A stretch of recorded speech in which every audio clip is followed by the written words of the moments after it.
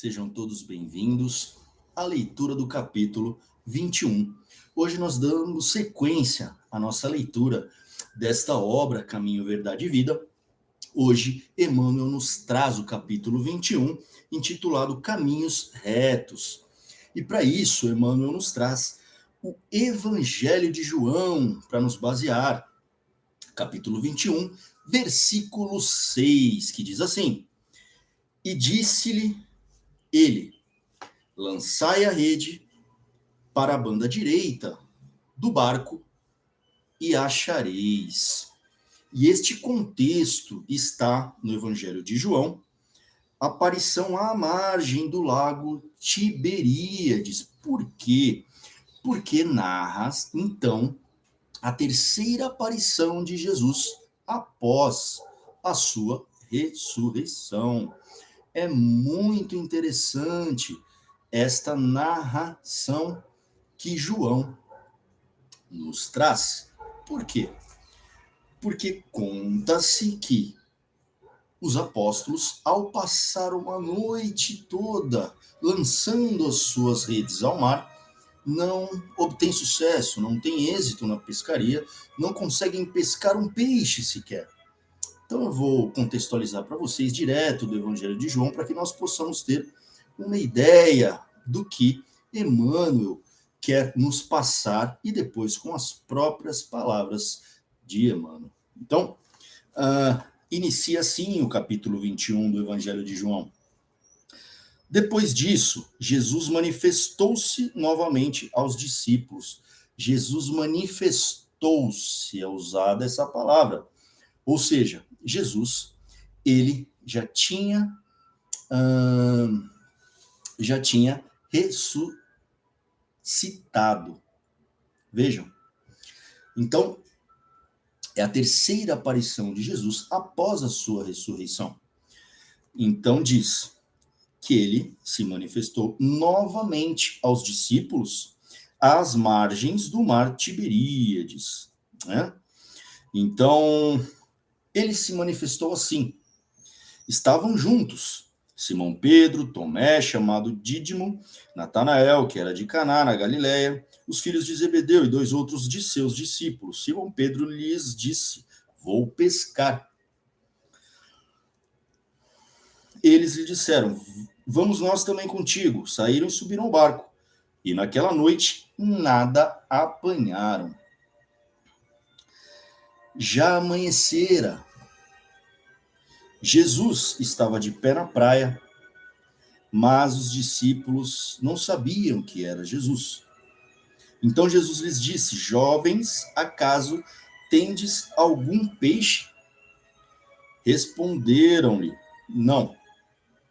Disse-lhes: lançai a rede à direita do barco e achareis. Lançaram então, e já não tinham força para puxá-la por causa da quantidade de peixes. Aquele discípulo que Jesus amava disse então a Pedro: é o Senhor. Simão Pedro, ouvindo dizer: é o Senhor, né? Vestiu sua roupa, porque estava nu, atirou-se ao mar. Os outros discípulos, que não estavam longe da terra, mas cerca de 200 côvados, vieram com o barco, arrastando a rede com os peixes. Ou seja, precisou de um outro barco para poder trazer a pesca. Quando saltaram em terra, viram as brasas acesas, tendo por cima peixe, pão. E aí Jesus pede para trazer os peixes e reparte os peixes, e por aí segue a história. E aí nós podemos ter uma visão de como as coisas aconteceram e por que Emmanuel nos traz caminhos retos, dizendo o seguinte: a vida deveria constituir, por parte de todos nós, rigorosa observância dos sagrados interesses de Deus. Frequentemente, porém, a criatura busca sobrepor-se aos desígnios divinos, estabelece-se então o desequilíbrio, porque ninguém enganará a lei divina. E o homem sofre compulsoriamente na tarefa de reparação.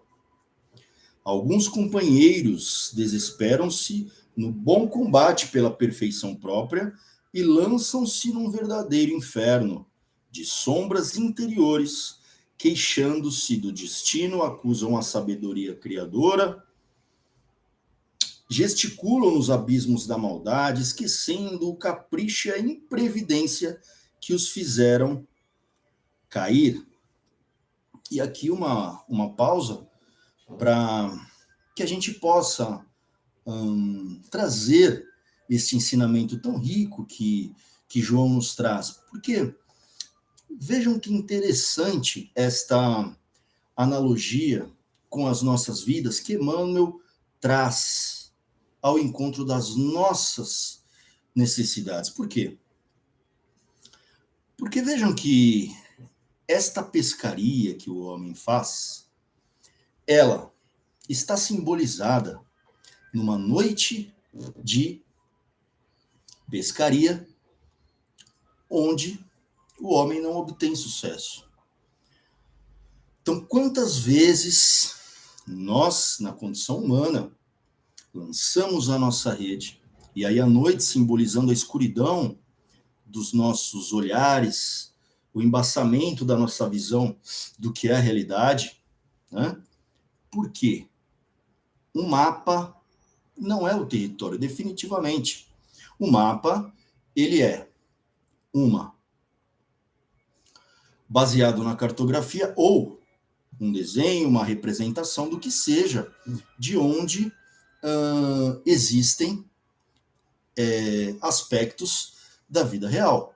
A vida real, nunca condiz com o mapa. O mapa pode indicar um caminho. Ao passo que os apóstolos, voltando à nossa passagem, os pescadores lançam uma rede ou várias vezes ao mar sem obterem êxito, isto demonstra que muitas vezes nós estamos fazendo os nossos esforços ou despendendo a nossa energia em um mapa, uma ideia ou qualquer que seja o nosso impulso em locais simplesmente sem vida ou onde não vão nos levar a lugar nenhum. Então, quando João nos traz, através dessa passagem, que quando Cristo aparece, Jesus, Deus, nos indica algum caminho, muitas vezes ainda nós não entendemos. Os apóstolos, por ocasião, não percebem que é Jesus.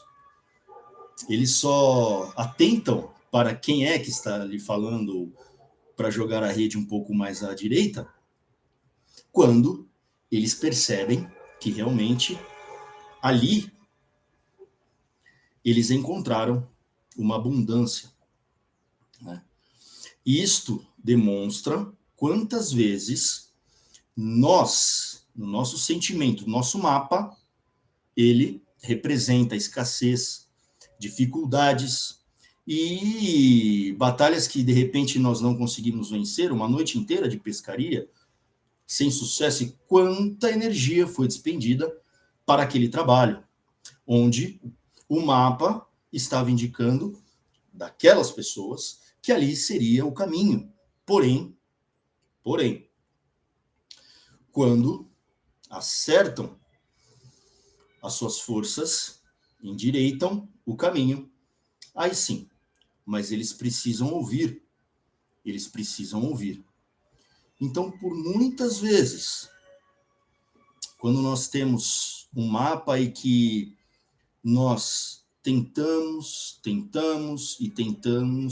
repetidamente, por muitas vezes, despender as nossas forças, porque o nosso mapa, ele indica um caminho.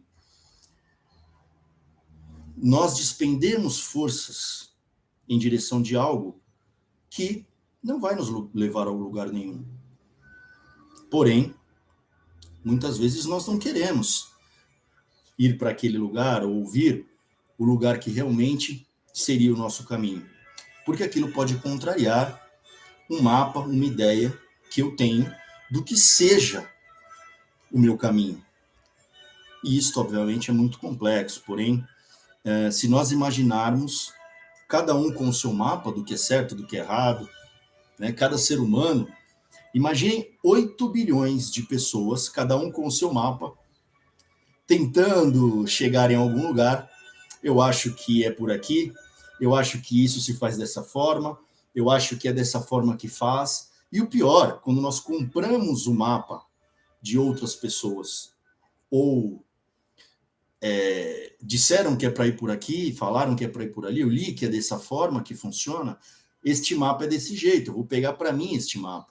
Eu gostei desse mapa. E muitas vezes, na maioria das vezes, os nossos mapas, eles não condizem com aquilo que vai nos levar adiante para o bem, para um progresso que nós desejamos realmente. Se fosse assim, a paz já teria reinado no nosso planeta. Portanto, é muito difícil, obviamente, nós pegarmos um mapa que não dá certo e jogarmos fora, porque nós temos que observar que temos que confeccionar outro mapa, temos que mudar o nosso olhar. E aí, como Sócrates dizia, a minha realidade eu comprovo através das coisas que eu tenho êxito na minha vida e aquilo que eu professo, eu faço. O verdadeiro filósofo, para Sócrates, era aquele que ele não só profere algo, mas ele, na prática, vive aquilo. E vivendo aquilo, o verdadeiro filósofo é aquele que vive aquilo que professa.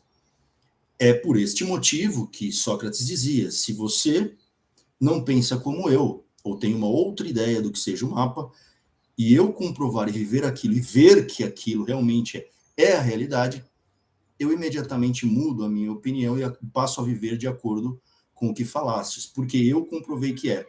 Então, este esforço da busca da verdade, de realmente o que é a verdade, e não o mapa, mas sim o território, ele caracteriza, né?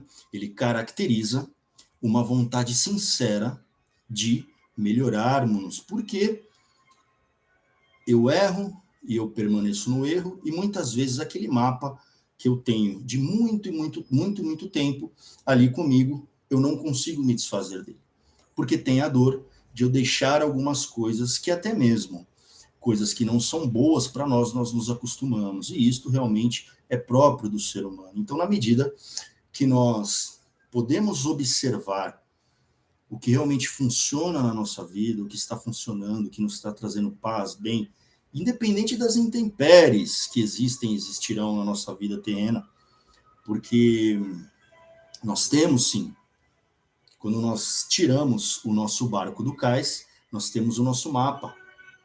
Então nós traçamos um objetivo, e esse objetivo, ele está no mapa, e você planeja sair do ponto A e chegar ao ponto B, por exemplo.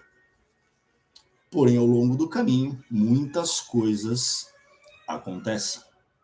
Então, essas coisas que acontecem ao longo do caminho, que seria este caminho reto, ele muitas vezes, nessa turbulência, se nós não tivermos alicerçado em nós esta orientação, nós já falamos sobre isso, sobre oração, sobre essa conexão, e Jesus ali representando como nós deveríamos organizar as nossas velas, né? Não que nós não tenhamos tempestade, pelo contrário, nós temos a passagem de Jesus no barco, e a tempestade, Jesus está dormindo no barco, e todos se desesperam, não é mesmo? E o que Jesus fala para os seus discípulos quando o acordam? Por que vocês estão aflitos? Eu estou no barco. Então vejam, às vezes nós tendemos a buscar um certo conforto, mapas confortáveis para as nossas vidas, que não condizem com o território real. Então, é muito difícil de nós enxergarmos o território real, porque nós queremos fugir do crescimento, nós queremos fugir muitas vezes das dores do crescimento. E não estou falando de sofrimento, eu estou falando das dores inerentes à nossa vivência no planeta Terra, na carne, nesta matéria que tem o seu fim, uma decrepitude natural. E ela tem o seu fim porque isso é necessário, a transformação, da lei da transformação. Porém, o ser humano, ele muitas vezes, com o seu mapa, né, um pouco embaçado, quando a realidade realmente bate a porta, nós podemos ver muitas pessoas se desesperando, muitas pessoas... Nós vimos há pouco tempo aí uma fase onde todos nós precisamos mudar as nossas vidas, ficarmos em casa e em certa medida, ficando ou não em casa, tivemos mudanças significativas acerca de uma força maior que nos impeliu a termos os cuidados maiores. E quantas pessoas diante disso, mesmo com suprimentos, mesmo com uma vida, eu diria, com tudo à mão que precisaria para a sua sobrevivência, mentalmente nós vimos o desequilíbrio. Então, em que medida nós estamos levando a vida calmamente por fora, mas por dentro, numa turbulência, né? A pesca simbolizando isso também, porque quando nós vamos e lançamos a nossa rede ao mar, se nós soubéssemos onde estão os peixes, nós falamos, olha, aqui tem mais peixe, eu vou ali, vou pescar. Mas vejam que não é assim. A água simboliza algo turvo, algo que nós não enxergamos completamente. Nós não enxergamos a totalidade no mar. Quando nós estamos jogando a nossa rede ao mar, nós não estamos enxergando tudo. Nós estamos intentando algo. E Jesus enxergando, né? E aí, corrigindo a nossa rota. Se nós não estamos conectados, nós possivelmente teremos muitas e muitas noites como essa de sem pesca alguma, né? Então, nós não conseguimos enxergar a totalidade no mar. Nós vemos uma visão turva, porém, nós fazemos esta pesca, essa busca, quando nós saímos de casa, quando nós vamos fazer as nossas tarefas diárias, quando nós programamos uma vida com todas as nossas obrigações, com todas as nossas metas a seguirmos, nós estamos programando. Mas ao caminharmos, nós não conseguimos enxergar a totalidade do nosso caminho. Então, isto significa que, por muitas vezes, nós precisamos ajustar as velas, nós precisamos enxergar a realidade como ela é, para que nós possamos ajustar as velas da nossa vida de maneira adequada, sem ilusões, sem ilusões. Então, Emmanuel segue. Jesus, no entanto, há quase 20 séculos, exclamou, lançai a rede para a banda direita do barco e achareis. Figuradamente, e aí, pessoal, olha, lançai à direita, poderia ser lançai à esquerda, lançai à frente, lançai atrás. O que nós estamos trazendo aqui é uma reconfiguração de coisas que nós estamos intentando, às vezes por séculos, e por muito tempo, e sem frutificação, sem nenhum fundamento, né? E onde ali não vai ter uma pesca, nós não vamos obter êxito, né? Está falando de reconfiguração de caminho.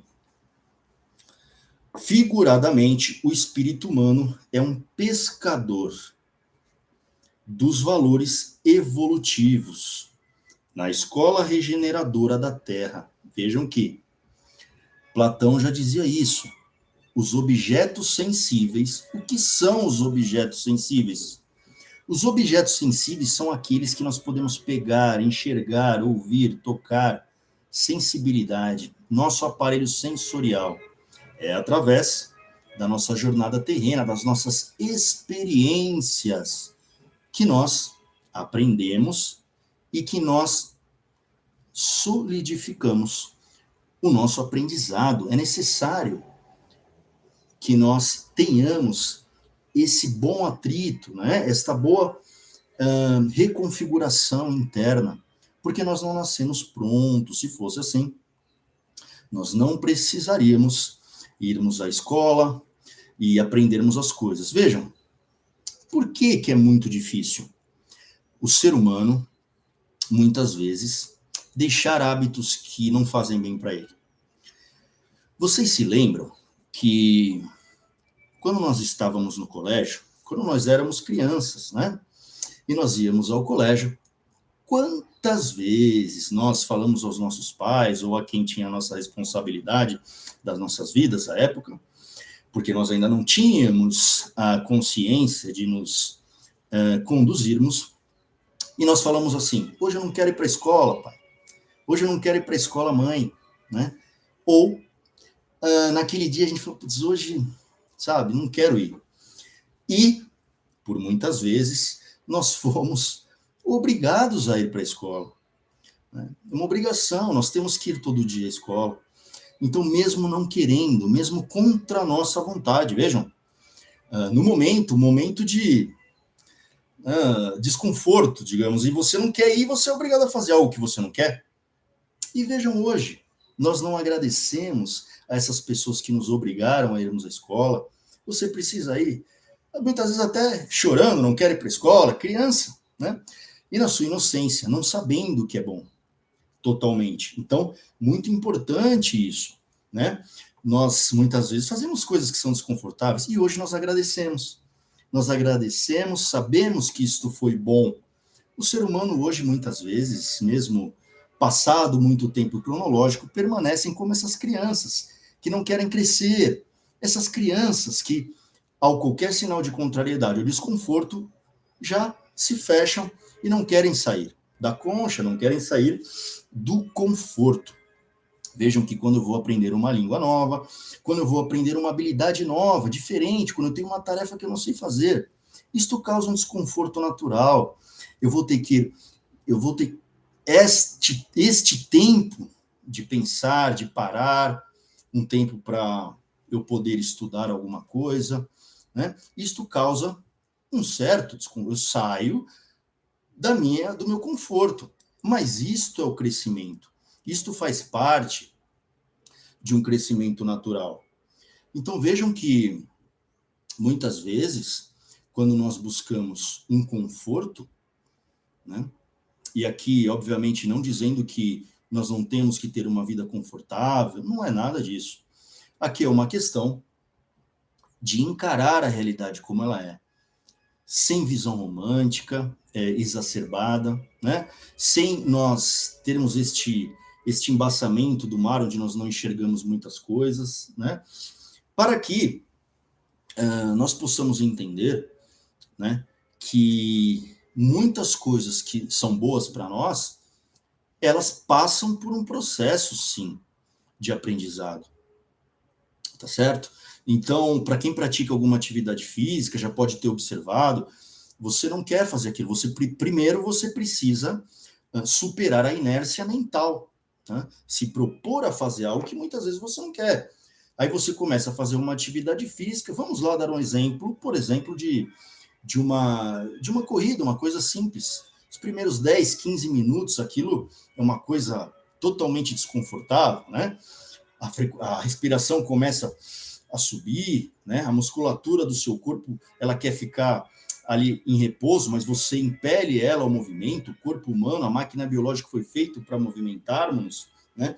Mas você não quer, né? O conforto nos traz para um lugar onde aquilo é ruim para nós, porque está gastando energia, óbvio.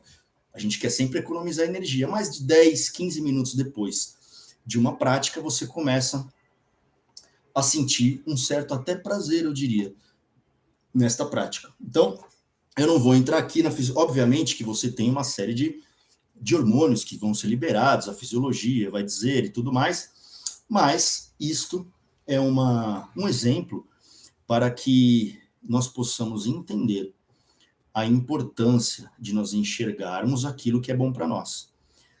O filósofo Immanuel Kant dizia: livre é o homem capaz de deliberar no sentido contrário da sua vontade. O que ele quer dizer com isso?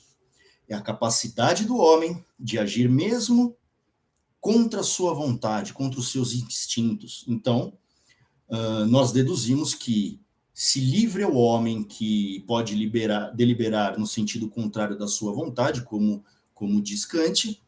Então, se eu fizer tudo o que eu quero, o que eu gosto, o que é confortável, eu estou preso. Eu não estou livre, eu estou preso aos meus desejos. Eu estou preso aos meus instintos. Eu estou preso às minhas necessidades mais básicas. Mais básicas. Que é economizar energia. O corpo não quer gastar energia. Ele quer economizar. Mas em excesso, eu vou criar excessos no meu corpo que vão até me adoecer. Veja, o excesso do contrário, do movimento, a mesma coisa. Então, livre é o homem que pode deliberar no sentido contrário da sua vontade. Eu sei que algo é bom, mesmo não querendo eu vou fazer. Essa é a capacidade do homem de transcender as suas fraquezas ou as suas imperfeições. Não é confortável eu estudar uma língua que não é nativa minha por uma hora, mas eu sei que aquilo é bom para mim. Por exemplo, e eu vou fazer aquilo. Só que o ganho que eu vou ter depois deste aprendizado, deste processo, que muitas vezes não é confortável, ele traz ao homem uma transcendência, ou seja, ele supera algumas barreiras mais básicas que tem no homem, que tem no ser humano, e aí está a capacidade do homem de se diferenciar, né? Por exemplo, de um animal. O animal come quando não tem vontade de comer, está todo entregue aos seus instintos. Ele vai caçar quando ele tem que caçar. Então ele não vai estocar uma gazela, o leão ele não vai estocar a gazela lá na savana. O que ele vai fazer? Ele está com fome, ele vai atrás da gazela, ele vai caçar e vai se alimentar. Quando ele se alimentou, pode passar 10 gazelas na frente do leão que o leão não vai atacar. Então ele está, quando ele tem vontade de dormir, ele dorme e por aí vai. Quando ele está ameaçado, ele corre ou luta. Instintos básicos, nós temos esses instintos em nós. Em que medida nós estamos só vivendo por esses instintos básicos e em que medida nós estamos transcendendo a nossa condição humana. Todo desejo que o homem tem de crescimento está necessariamente ligado à sua capacidade de transcendência. Você não vai encontrar um animal, por exemplo, lendo qualquer tipo de romance, poesia, tá certo? E Emmanuel segue para que a gente possa dar continuidade. Figuradamente, nós já havíamos falado, o espírito humano é um pescador dos valores evolutivos na escola regeneradora da Terra. A posição de cada qual é o barco. Em cada novo dia, o homem se levanta com a sua rede de interesses. Estaremos lançando a nossa rede para a banda direita, fundam-se nossos pensamentos e atos sobre a verdadeira justiça. O que ele está dizendo? Estamos nós alinhados com o caminho que nos leva ao verdadeiro progresso? Ou nós estamos permanentemente insistindo nos velhos erros, né? E ele diz: levanta-se o homem todo dia com a sua rede de interesses. O que é isso? É o mapa de cada um. Imaginem se os 8 bilhões de seres aqui na Terra, imaginem se esses 8 bilhões de seres, cada um com o seu mapa. É o que nós estamos vendo acontecer.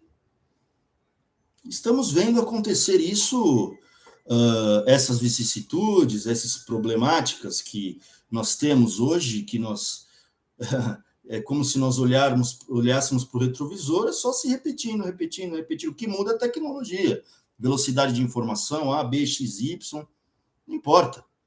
O que nós vemos é o ser humano parado.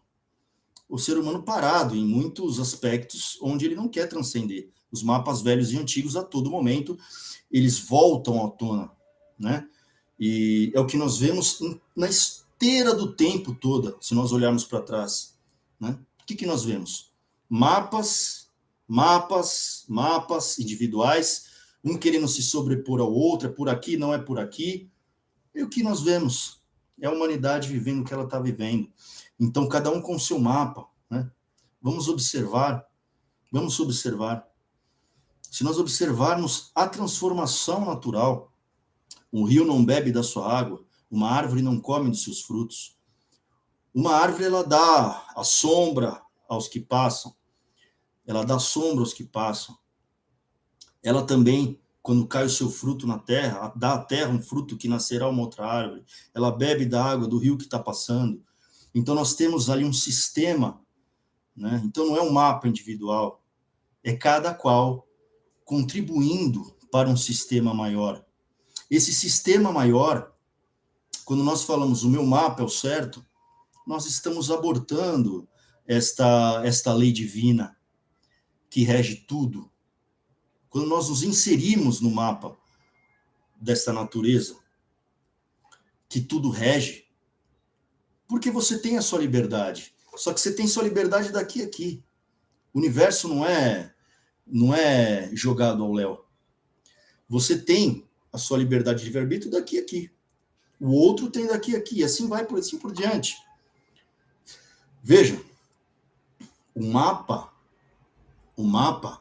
de todos os sistemas que se encadeiam, o ser humano ele não está jogado no sistema cósmico à toa. Nós estamos todos integrados num mapa que está, em última instância, na mente do incriado. Do incriado. Nós somos criados, somos criaturas. Então, vejam que quando nós alinhamos, quando diz à direita, como se fosse à esquerda, à frente e atrás, e nós nos alinhamos a este sistema maior que rege a vida, que rege todos os seres, de todos os universos, de todos os ecossistemas. Quando nós nos alinhamos a isso, esse é o caminho reto.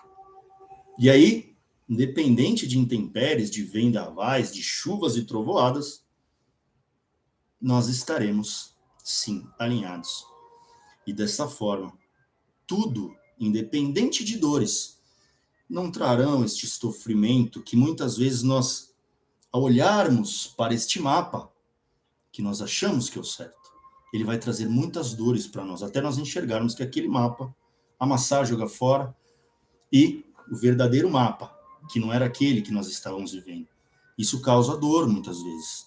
Quanto antes nós pudermos enxergar, nos alinharmos com essas leis divinas, nós evitaremos o sofrimento e mais, nós daremos saltos na nossa consciência como seres humanos ainda imperfectíveis, buscando este alinhamento. Tudo bem? Então, aqui ele diz: fundam-se nossos pensamentos e atos sobre a verdadeira justiça, a justiça das leis naturais. Podem chamar leis divinas, as leis que regem o universo. Convém consultar a vida interior com esforço diário. Porque o Cristo, nesse ensinamento, recomendava, de modo geral, aos seus discípulos: dedicai vossa atenção aos caminhos retos e achareis o necessário. Então, muito bonita essa passagem de Emmanuel, esta linha de pensamento que ele nos traz, né? Porque muitas vezes nós estamos em um caminho, nós observamos o território, mas nós pegamos o mapa de volta. Não, esse mapa é mais confortável, eu não quero a realidade, eu não quero olhar o território, eu prefiro o conforto deste ou daquele mapa. Então, vejam que quanto sofrimento isso pode nos trazer, né? Dedicar atenção aos caminhos retos e achareis o necessário. Então, mesmo diante de tribulações, O que Emmanuel está nos dizendo? Se nós estamos num caminho, o caminho reto é aquele caminho real das nossas leis internas e externas, né, que regem nós e o universo, né, nós encontraremos muitas vezes alguma dificuldade para transpor algum ensinamento, mas se nós persistirmos, nós teremos o necessário. Então ele vem falar da providência divina aqui, né? Ele vem falar da providência divina. Então, o medo do homem, né? Será que eu vou ter o necessário neste caminho? Este caminho, a porta estreita, talvez, este caminho, ele está muito apertado, né? Mesmo o coração da gente falando, é por ali. Este caminho, eu prefiro conforto, né? E a partir daí, que a gente atravanca a nossa marcha. É o que Emmanuel nos traz.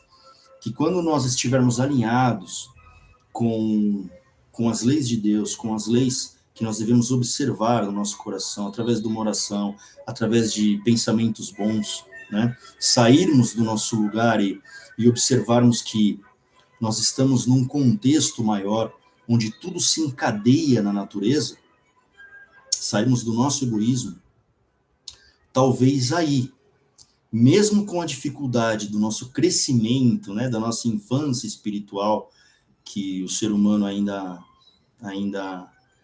vive, né, nós precisamos ultrapassar esta fase, né, porque nada é perene, tudo está em constante transformação, que nós possamos, então, observar, né, e se necessário, endireitarmos o nosso caminho.